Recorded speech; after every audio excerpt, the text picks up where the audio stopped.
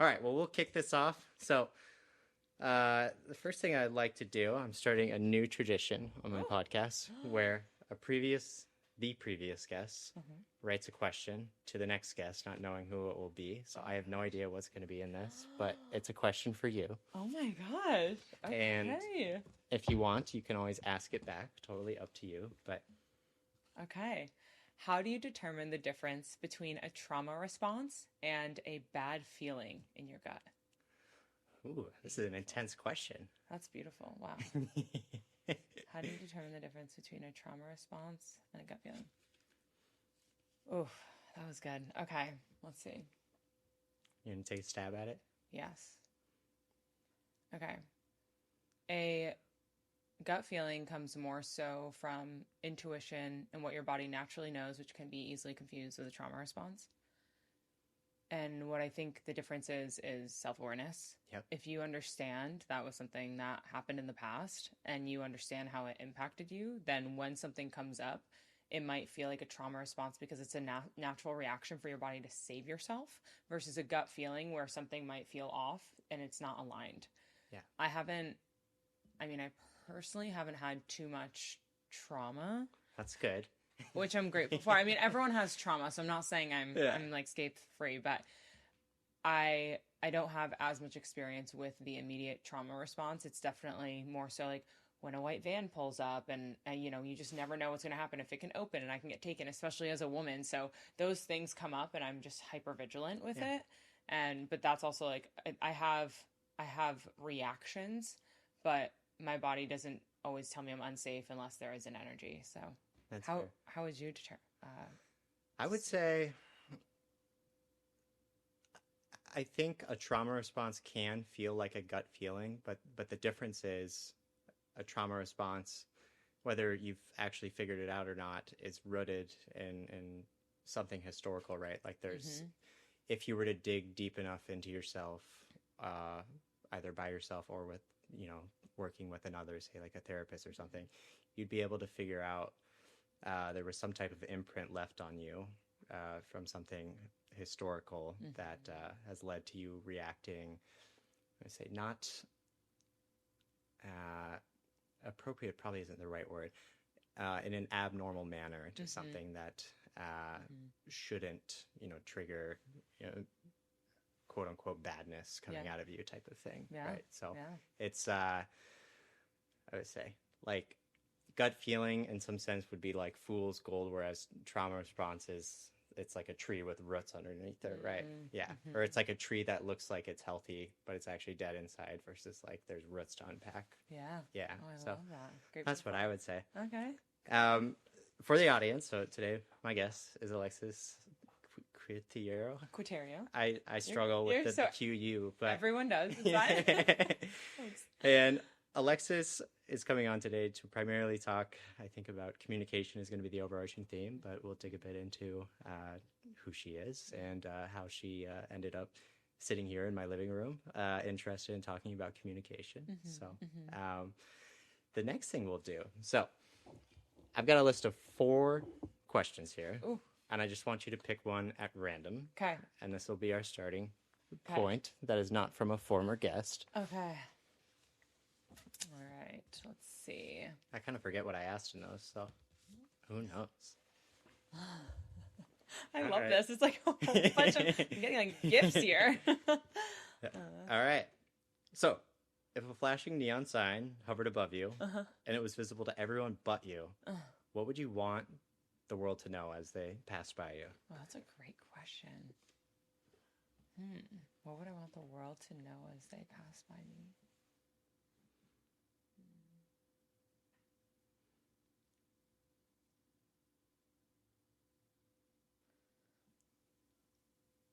I would say take a moment to pause and feel yourself in this present time as we chose this life and it's really short, so have fun and play and love.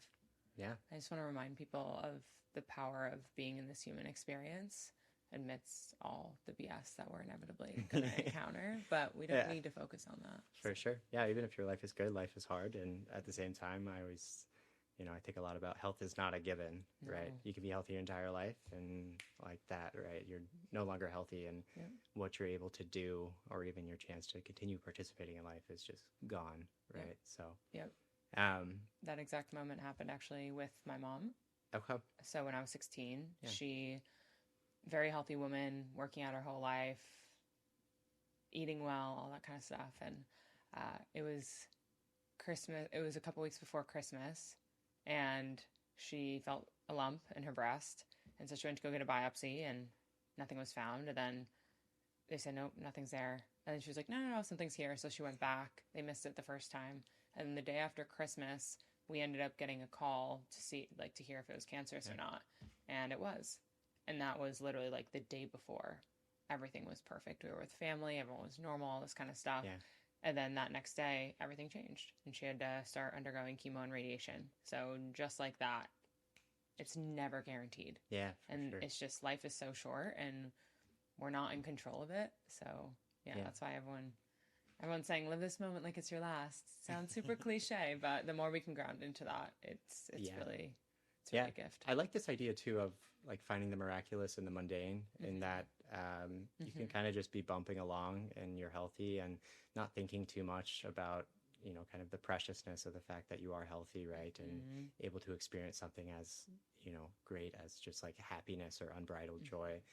And you kind of it's easy to lose sight of, how fortunate it is to be in that position, right? And so continuing to work though on, finding like the miraculous in the mundane, and also this idea of, so if you take joy and gratitude, right? Are joyful people grateful, or are grateful people joyful, right? In order, like, in my opinion, right, being grateful precedes being joyful. Like if you're regularly practicing gratitude, you're probably going to experience joy in your life, right? Yeah. So I guess pivoting into a little bit more of your background, who is Alexis Q? And I know you grew up in Rhode Island, but would you be willing to tell me a little bit about just like what growing up for you was like? Do you have siblings? Stuff like that. Yeah. So I have an older sister, and it was us two. Grew up with two amazing parents. We're very loved, very held, very supported in what we wanted to do. So that helped build a solid foundation for what I went after in life. I always had the confidence and the courage and the support and the love to go after whatever I wanted, which is a really, really big gift. I understand how much of a blessing that is. And I grew up doing sports. So I was a competitive gymnast for 16 years, and then I did Division I pole vaulting in college.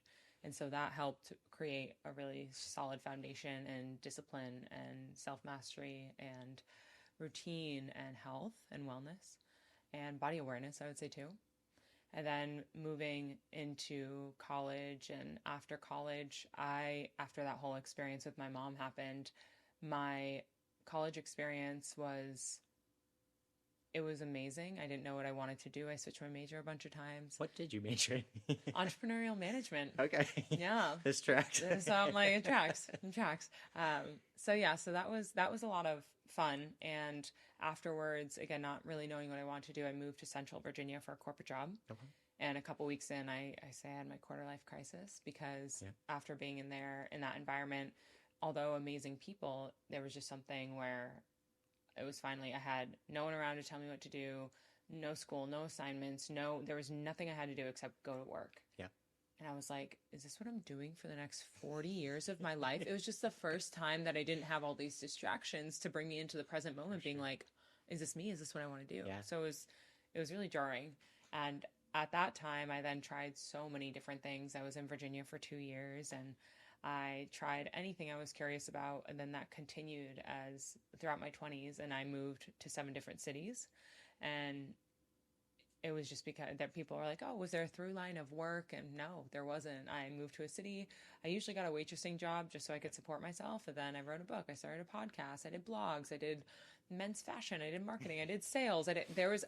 Whatever I was curious about and wondered about, I did. I tried. Just taste a little bit of everything. I takes a little bit of everything. It was good. So those were my 20s. So then coming here to Austin last year, I knew why I wanted to be here. It was for the people. I then found all of these amazing things that I gained and I gathered from each of the cities and the woman that I am today. And I was like, okay, well, this is where I want to be. So throughout all those years, it gave me the courage to trust myself and my instincts. So whatever I felt I wanted to do, I did. And I knew I got me and I could do anything I put my mind to, which is really empowering and really liberating. And then also the self-mastery piece, where every single city I went to, there's a lot of instability. There's a lot of newness. So what is the best thing that one can do for themselves? Do the things that they know ground them. So it was always my workout routines. It was always my morning routine. And so I stuck with those. The things you can come back to, right? Correct. What's home base, right? Correct. Even if my home base geographically is switching Yep. at a rather rapid rate, Yep. there are these things I can still come home to in some sense, Yep. right? And it kept me nice and grounded, and it allowed me to approach everything throughout my day with groundedness and awareness and curiosity, because I had already set up myself for the day with my morning routine and also my workouts. So what was like the quick hitter list of right when you move to a new city, you're like, here's what I got to get done. Like, here's how I'm going to begin integrating myself. Find my grocery store, find a gym, and find a grocery store, find a gym, find a park. Nice. Yeah. Okay. Three staples. Yeah. 3 staples. So as far as like communication and emotional awareness, I guess one question I would ask you, so how old are you now? I'm 32. 32. So if I were to take Alexis when she was 22, what is something, not physical, that has not changed at all in terms of, I guess, how maybe you approach interfacing with the world? I mean, really it can be about anything, but yeah. Like what are some hallmarks of you that like have just stood the test of time? My positivity. I feel like I have perpetual positivity, and that's a learned skill. That's a muscle. You have to practice it. So people are like, how are you so positive all the time? That must be nice. I'm like, every single time something comes to mind that doesn't feel good in your body or something negative comes up, I always took the time to pause and reframe into something that was positive and something that felt good in my body. And then from there, it helps you see the silver lining in every single situation. Yeah. And so something that hasn't changed and that's been a hallmark is just always showing up with a smile on my face and being so grateful to be alive, because that was a really big thing, again, with my mom, where I was like, everything can be gone in a day. It's wild. Everything can change. So be really grateful where you are, who you're around, and what you're doing, because situations are what you make of it. So I've always been really present in these moments. I've always made the best of these moments. And I've always tried to make everyone feel just seen and loved in those moments, because I got so much as a kid. So I have an overflowing cup. So what happened with your mom, it sounds like in some ways was maybe like cognitively kind of a turning point for you in terms of just recognizing, I don't want to say the gravity, but the preciousness of the time that you have right now. Oh yeah. Right. And when did your mom get sick? When I was 16. 16. Okay. Yeah. So actually 16 years ago. Yeah. So it brought probably some very like deep, I would imagine, existential thought in terms of like, what is the significance of what I'm doing and such like that. Every single time. Yeah. I mean, it probably doesn't correlate well with like a cookie cutter corporate job. I also had a corporate job for I think the first 3 months that I got out of undergrad, and I was like, I can't do this. Right? Right? Isn't it? I was like, I literally can't do this. What was your experience? I was working for a really large company as an analytical chemist, and I don't know what you know about analytical chemistry, but it's essentially saying like, if I pour a glass of milk and then I pour another glass of milk, how similar are they in terms of how much milk I poured? It's like, which is not the type of stuff I'm interested in. It's very kind of tedious and detail oriented, but I don't know. It was, you had to show up obviously at work and you had to wear your blue corporate shirt, and mine was way too big, right? And like put on like a positive cheery face at work, and while you're there you're on the clock, and then you're off the clock at your scheduled time. And I think what was really jarring to me, one, I didn't have a lot of creative responsibility in that role. Like I'm not someone, if you just hand me a set of instructions, once I kind of know how to do those instructions, I'm going to get very bored, right? In the sense of I need to feel like I'm like continuing to tackle something new, right? I'm not a robot that's just going to churn stuff out. And I think, as you alluded to as well, my entire life, right? You grow up, you're supposed to graduate high school. It was always an expectation in my family that, you're going to go to college and go get a 4-year degree. I got a little bit off track for a bit with, I had a drug addiction. I had to go away, but I always knew I was like, I'm going to go back and get my 4-year degree. But once I was through that, the next big landmark in my life in terms of what to aspire, towards was just, there's no direction being given, right? You literally can do anything. Yeah. But through that ability to being able to do anything, in some ways you're paralyzed. You're like, what am I supposed to do? 100%. Right? And so just sitting there and just like going to my job and collecting my paycheck, right, with no huge like long-term vision of what I was working towards, I was like, that is functionally some form of death to me, right? Yes, that's how I'd put it. So yeah, I was like, I don't want to just have cookie cutter on me and like, I'm going to take my paycheck and get drunk on the weekends and have a little fun. And like, that's my life. Right. And can't do it either. It sounded terrible. I didn't know what the alternative might be, but I knew that was not what I wanted for sure. Yeah. So what did you do? What did you do from there to figure it out? At the end of my undergrad, I had done some research in academia, and I really liked research because it's creative, right? You have to like think for yourself, and you got to push the boundaries. I like to call it the boundary of knowledge, but you're on the boundary of knowledge, right? So you're trying to push into these unknown kind of territories. And it's a ton of creative problem solving. So I was like, I'm going to see if I can get a job and go into academia for a bit. And I knew at some level, that I was pretty interested in getting an advanced degree beyond, just my bachelor's. I also, though, I had a lot of self-doubt at that time in terms of like, I don't think, I could do that, right? But so I went back into academia and did research, and I was, fell way more in love with doing research then for a couple of years. And then I went out to grad school. Then I had my quarter life crisis. Yeah? And what was yours?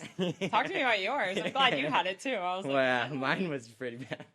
I'm glad I didn't wait till midlife crisis. I'm like, let me have it early. Let's get through this so I can redirect it. Yeah, I'm trying to think how much detail to share, but essentially, I went out to Brown University to start a PhD.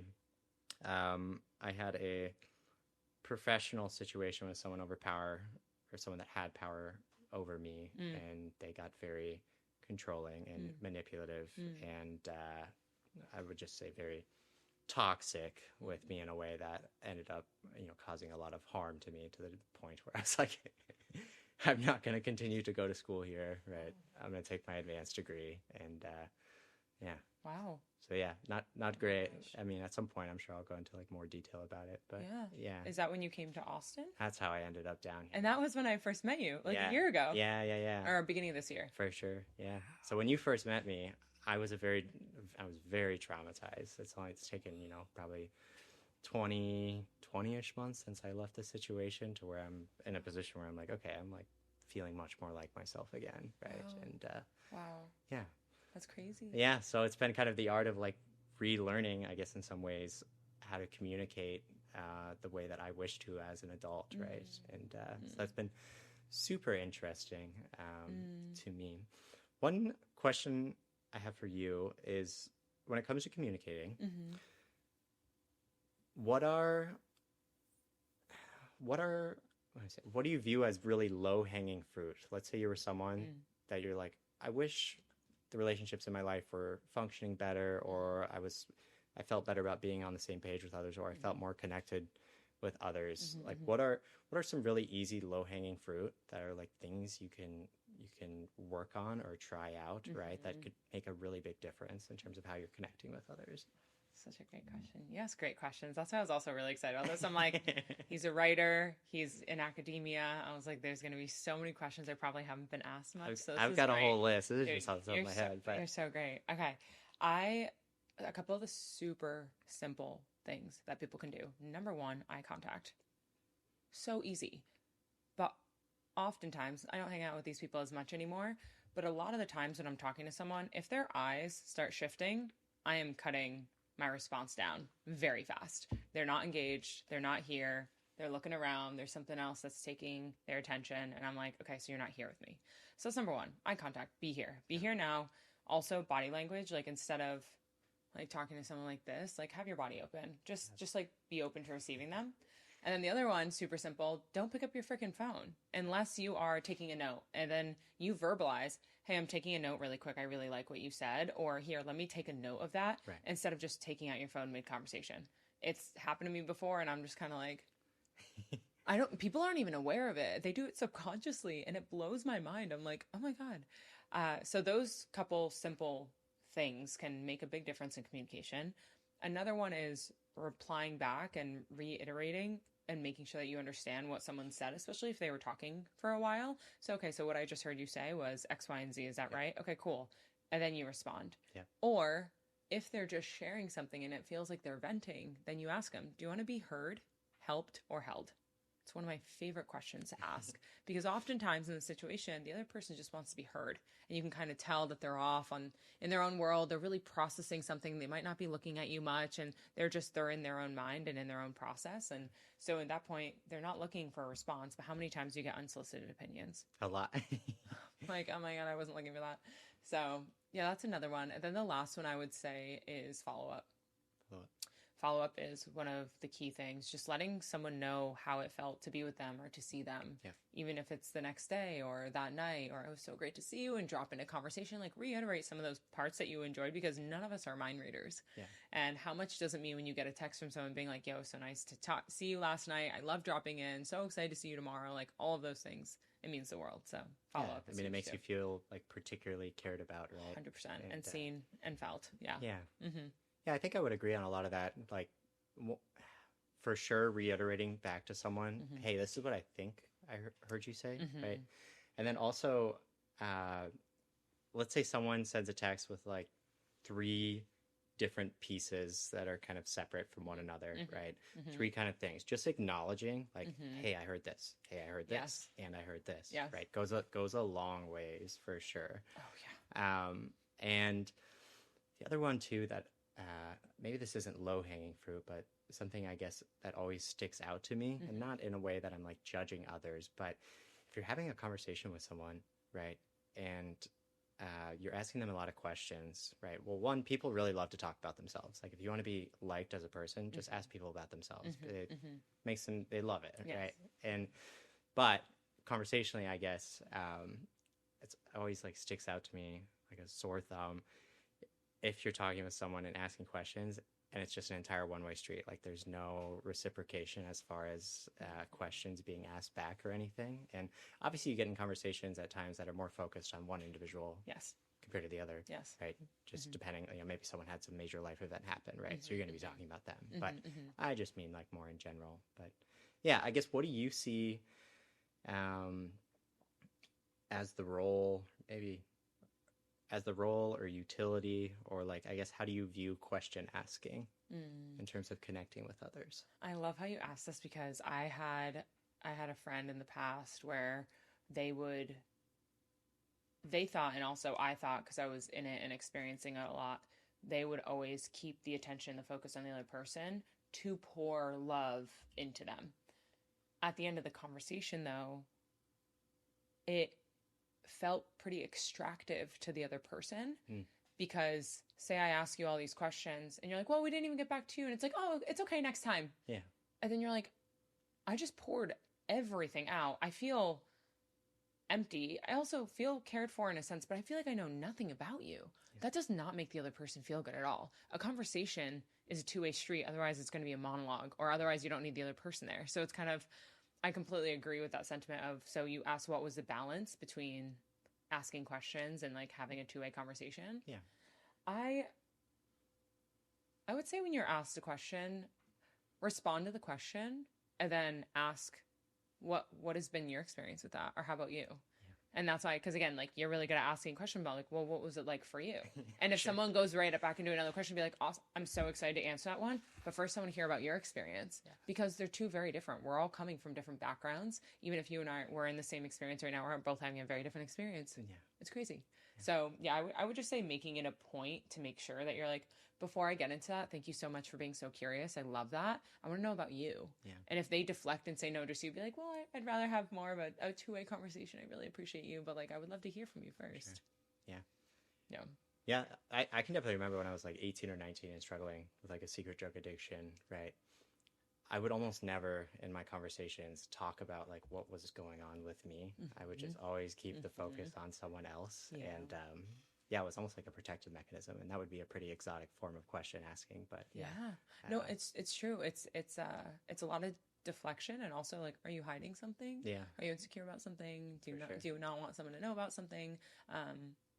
Yeah, a lot of people aren't used to the attention being on them, which is why when the attention is on someone and asking questions, it feels really good because it's like, oh wow, you're actually like invested in talking to me right now. Like care. Yeah, but yeah, at the same time, someone that might be having a similar situation to you, that's like, well, I don't want them to see anything because I don't want them to not like me, and then that comes in with a lot of like self-judgment and probably self-worth.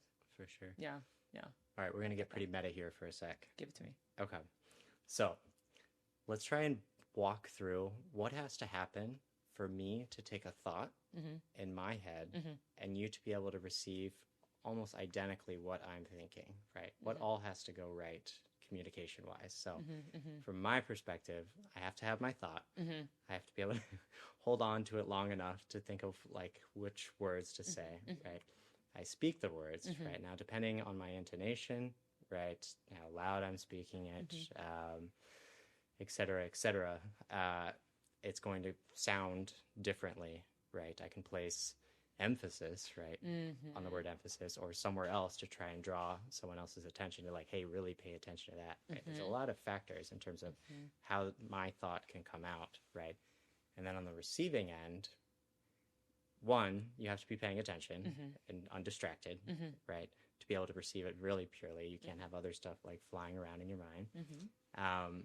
You also can't, this is something I continually have to like work with myself on, and maybe it's like an ADHD thing or something, I don't know. But when people are talking, really just trying to listen and not be sitting there like preparing a response, right? Listen and then respond, right? But so as I say it, right, you have to be listening, you have to be undistracted, you have to be kind of in that mindset where it's not about preparing a response. I'm just actually listening to what this person's telling me. You have to be, depending on what I'm saying, right, you would have to be conceptually familiar, right, to a degree where, you're not having to think super hard about like, wait, what are those words? What does that mean?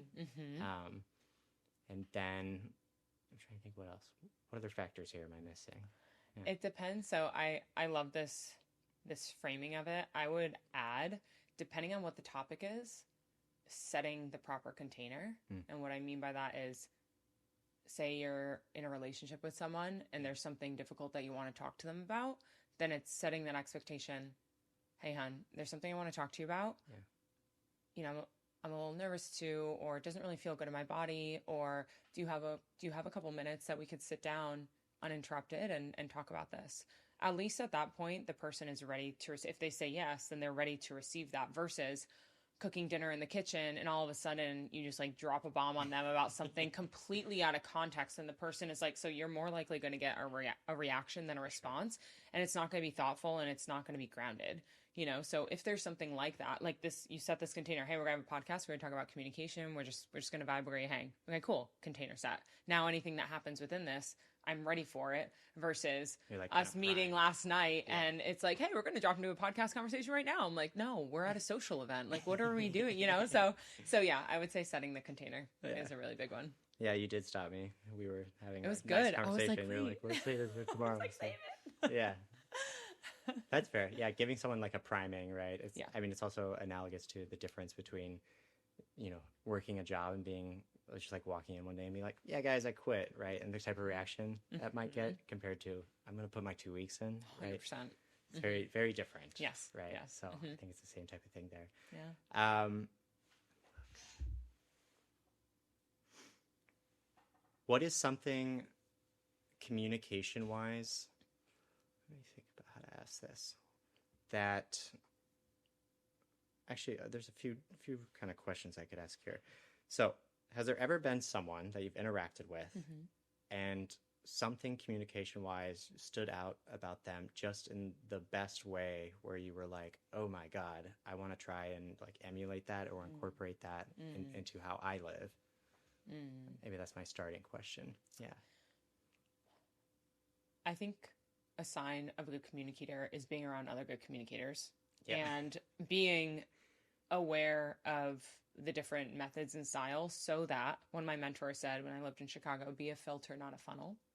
So whatever resonates with you, take in that information, keep it, apply it, make it a part of your repertoire, and then everything else leave behind. You don't need to completely identify or take their full carbon copy and apply it to yourself. So I would say throughout time, with things that I really enjoy that people talked about, or the way that they communicated that I took on, it's a lot of the things that we're talking about, just in terms of how we communicate, how we pay attention, how we lean in, the body language. Like there's so many pieces. Something that really sticks out for me with communication is people's vernacular, how they respond and continue the conversation going. There's some people, one of my roommates, actually, he is so good. I don't know how he does it, but we start in one place and then we get to another. I'm like, how did we even get here? And he was just like guiding the whole thing. He was like shepherding it. Sure. And that's like still seamless, right? Oh, yeah. So seamless. And I'm like, how did we get here? And it's so beautiful. I felt so held in the conversation. It was very easeful flow. And that's a skill and that's mastery. And I'm definitely I've been paying attention to how he's doing it, and then I have to practice. But I guess something like that, like how do you continue to guide a conversation to last for a very long time, have it feel reciprocal, and you're like, wow, that was a really beautiful, deep conversation. How did we get here? But with anyone, not just someone that you might know the same information about, but like parents, in-laws, aunts and uncles that really aren't a part of your world. You know, that's when you really get to see the juice. Yeah. I don't know why I'm thinking of a lot of analogies today, but Go. I'm imagining, I'm like, okay, we're going to go on a journey here. I'm going to put my shipping container on the Mississippi River, like up in Minnesota, right? And then without even noticing, just by the natural flow of things, it's like all of a sudden here it is in the Bay of Louisiana, right? It's like, how did we get here? Yes. And this just did this kind of by itself. I didn't have to like, you know, I wasn't trying for this or anything. It was just like the natural course of things. Yeah. Yeah. Next question. Let's think. There's a lot. So one question I have for you is, you very much strike me as a very perceptive person socially, right? Like my sense is that you probably notice things that others are not noticing, right? And a lot of that you probably keep to yourself, not in like a judgmental or bad way. It's just, it might be overwhelming to others, right? That you're picking up on like that level of detail or that, you know, that type of stuff. And so for you, has there ever been any type of loneliness associated with that, or like a feeling of I feel more aware than other people, and not in a judgmental or egotistical way at all, but just like in a way that I feel like different or somehow separate? Wow, that's a good one. Wow, Mitchell, you are just home runs all day. That's a pretty intense question. But that's a beautiful question. What came to mind when you asked that was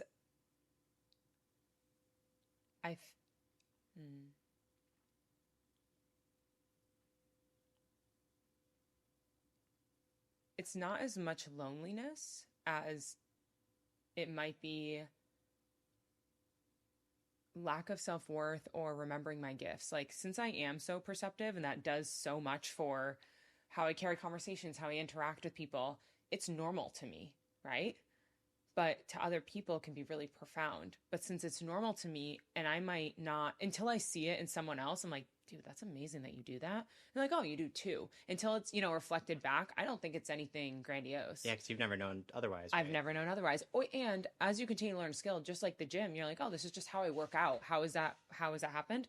Just every single day, like learning something, picking up a different skill from someone that you see in the gym or a conversation that you had, and like applying it. And it's those 1% micro moments that that compounds, and you just keep applying, and it keeps shaping itself. And so I would say, instead of feeling lonely, it's more so, I think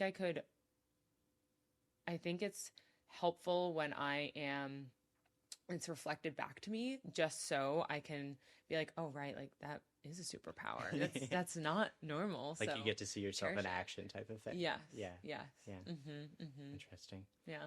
Yeah. Okay. So another one. I love that. Okay. So here's something. You're a very social person, right? do you ever hit your social limits as far as I've had enough? And when that happens, what, how do you go about, I guess, getting yourself restored or, kind of back to a place where you want to be around or you're able to be around people in the way that you would like to be able to show up, right? Austin has been an incredible teacher in this. So when I first came to Austin last October, I hit the ground running. I spent 5 months courting the city, and I'm putting that in air quotes because all my time was spent meeting good people, meeting good friends of those good people, connecting whoever I connected with, making sure that I follow up. And then I was just this web that I just kept branching out. And then they would invite me to stuff. I would meet more people in that, then branch out. So it was endless connections, endless social activities.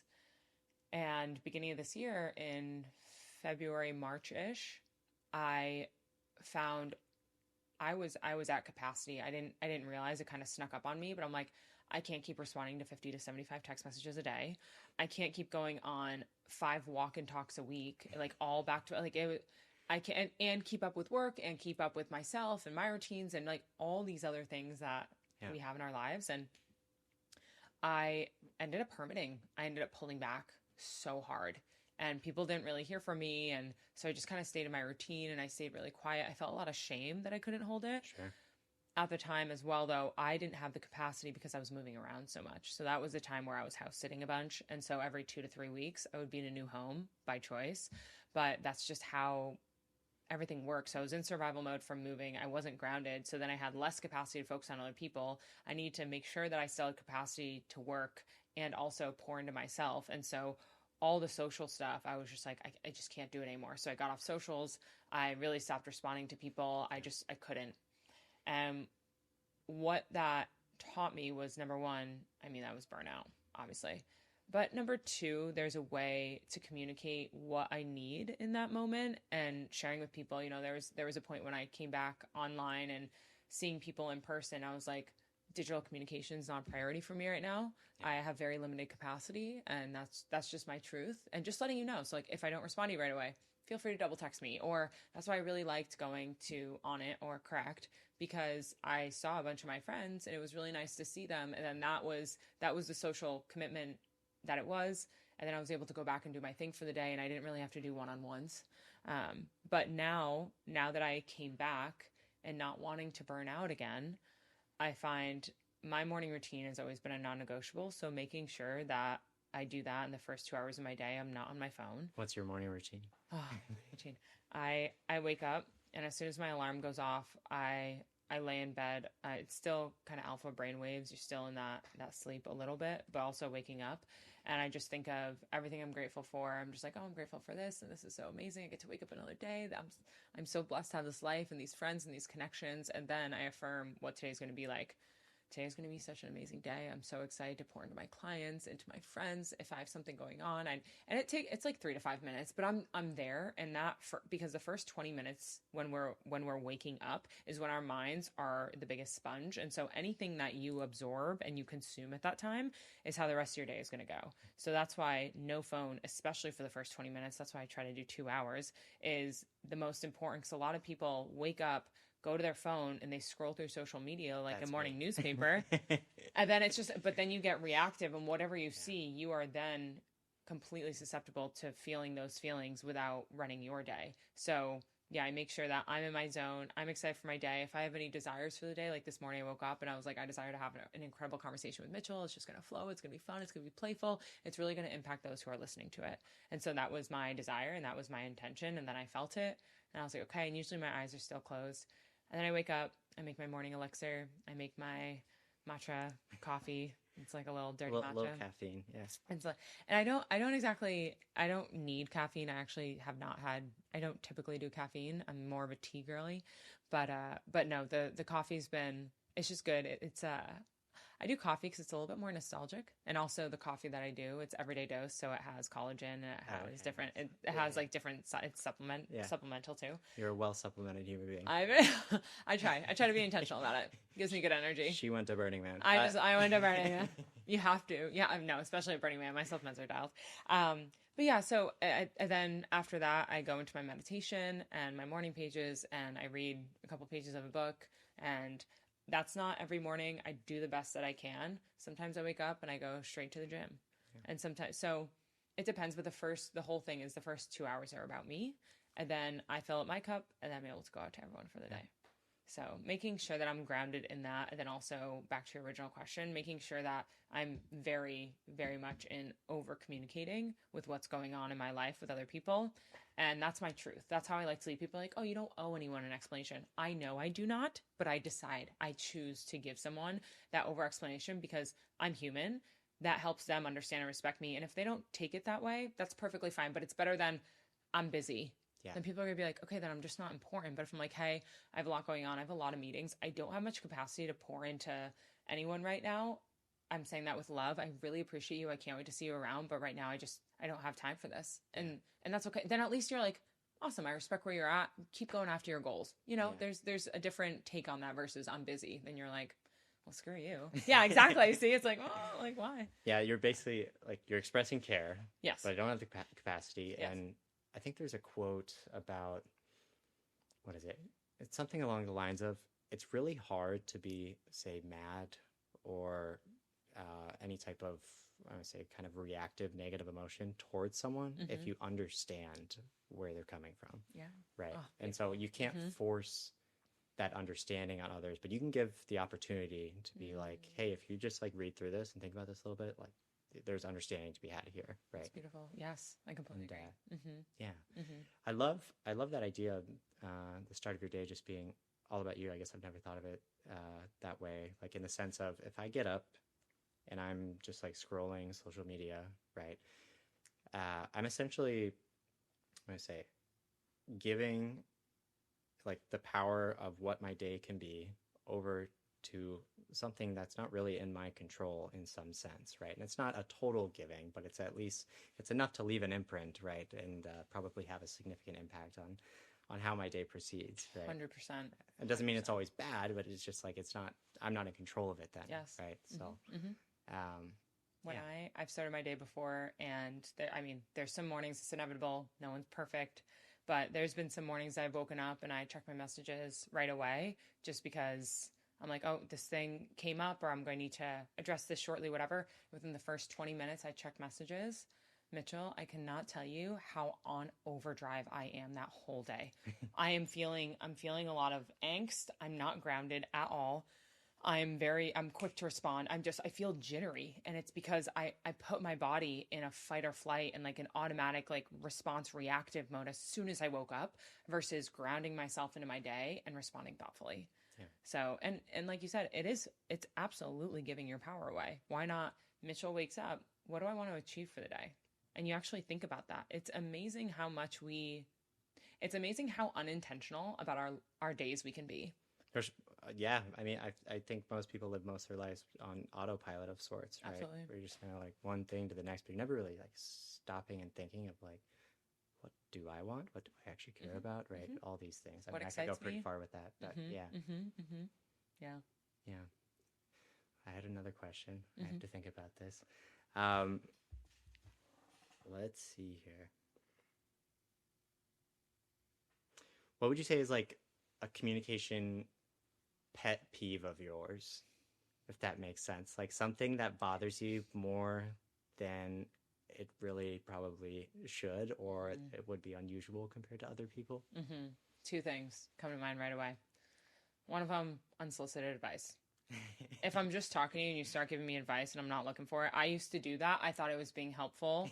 And I just learned, and now it's such a big ick, and it's kind of frustrating, like kind of get context. And also I've supported people like, oh, I wasn't exactly looking for feedback. I was looking a little bit more to share. And I think that's a respectful way of letting them know so maybe next time it's minimized, or maybe they'll think about it next time. I'm not here to teach you how to be, but I am here to reflect to you how you're making me feel in a situation, especially if it is unsolicited advice. Yeah. And the second thing is interrupting. Let me finish what I'm saying. Don't interrupt me. If I'm saying something and I get cut off, I'm just like, okay, all right, awesome. That's the kind of conversation. So I'm going to have a lot shorter responses. I'm probably going to listen to them more. They probably have a lot more that they need to say than I do. And I already know. The thing about talking is I already know what I'm going to say. So that's not new knowledge. That's why I like to listen so much. But then it gets to the point where when you're learning about someone and it's not a two-way conversation, then that connection piece can not deepen. It's not as deep as it could be. So yeah, those would be my 2 pet peeves. Yeah. Do you have any communication pet peeves?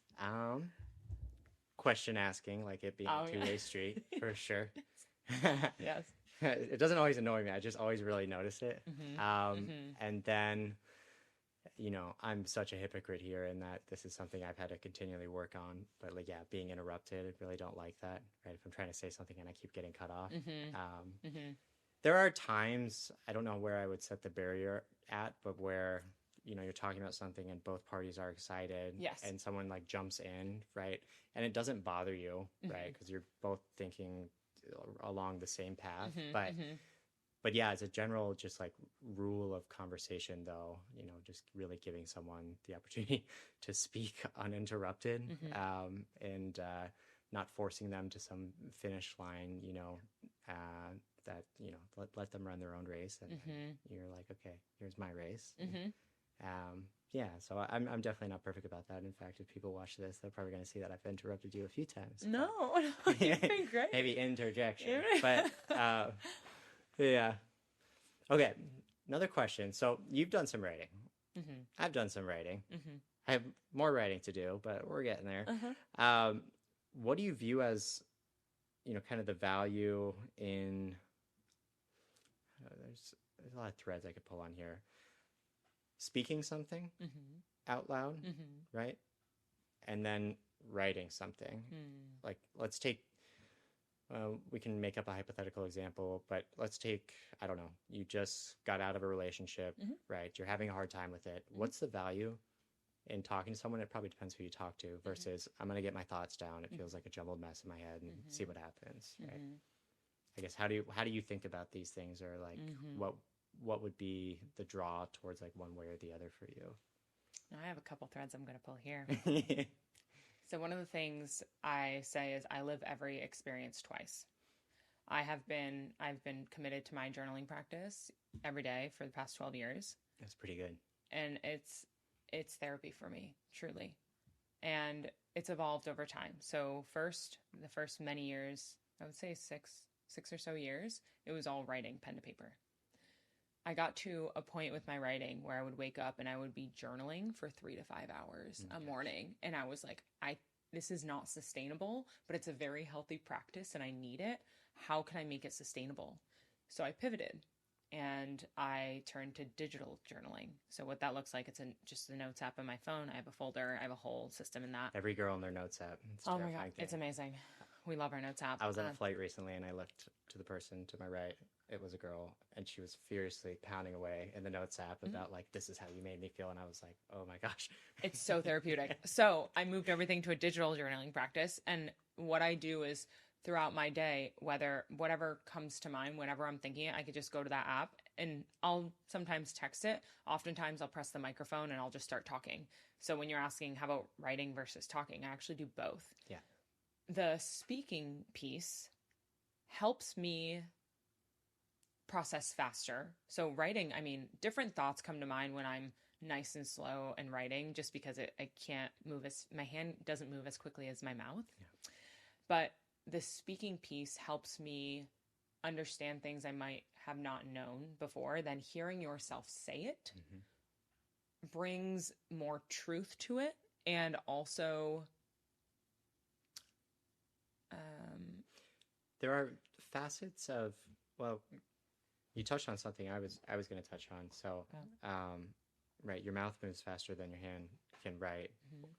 I can type faster than I can write. If I were to write a story with the same plot lines by hand versus typing, it would come out differently because my brain is able to process what it's thinking at different rates. Right? So there can be immense value, right, in playing around with some different forms because it's probably going to trigger some different thoughts. Right? Yes.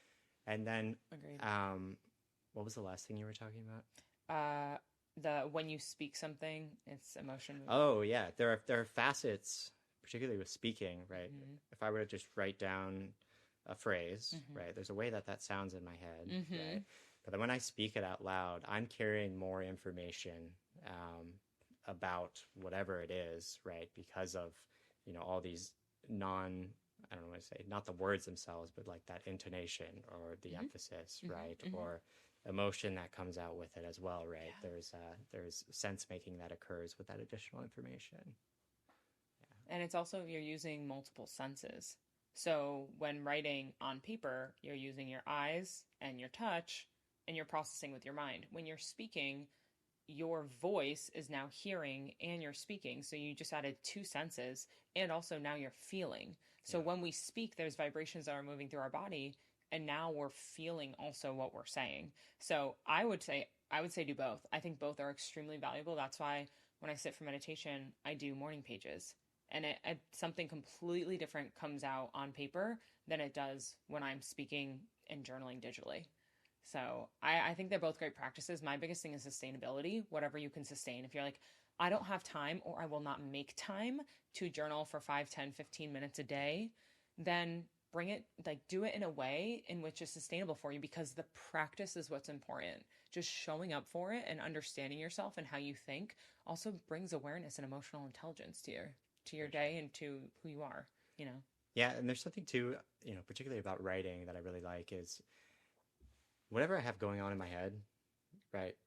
It can, you know, maybe it seems like, I don't know, my car broke down. It seems like the biggest deal in the world, like my life's over or something like that, right? If I can get it down, like written down, things tend to become right-sized in terms of their significance, right? I can like see it quite literally more for, oh, this is like this big of a deal, right? For good or for bad, right? And also, you know, I'll get all these things swirling in my head, and it's like clouds of unknown size, right? Just all these things I'm thinking about. But if I can get a collection of thoughts down about a given topic, I then have the ability to like literally retrace my thoughts, right? And be like, oh yes, this is what I think. Oh yes, this is what I think, right? And and within that, as you're retracing your thoughts, you know how a tree has like a main trunk? You can imagine that as like, I'm just reading what I already wrote. But if I can see that main trunk, I can then start like putting branches off of that, right? If that makes sense. Makes perfect sense. Yeah. Also, we are at 1:21.